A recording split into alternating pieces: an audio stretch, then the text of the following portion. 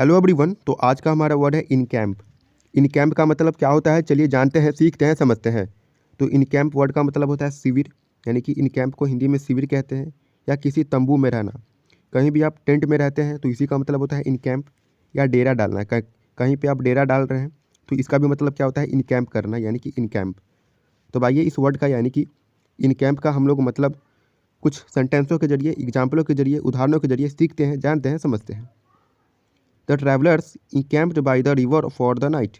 The travelers encamped by the rivers for the night. तो कहने का अर्थ हुआ दोस्तों कि यात्रियों ने रात गुजारने के लिए नदी के किनारे डेरा डाला। यात्रियों ने रात गुजारने के लिए नदी के किनारे एनकैम्प किया, यानी कि डेरा डाला। तो दोस्तों डेरा आप यानी कि तंबू तंबू लगा के भी डाल सकते हैं, मतलब रह सकते हैं टेंट लगा के। तो इसी का मतलब क्या होता है, इन कैंप, जिसको हिंदी में शिविर या किसी तंबू में रहना या फिर कहीं पे डेरा डालना। तो इन सभी का इंग्लिश में मतलब होता है, इंग्लिश वर्ड होता है इन कैंप। तो फ्रेंड्स, आई होप कि इस वर्ड का मतलब बहुत ही ईजी वे में अच्छे ढंग से समझ गए होंगे।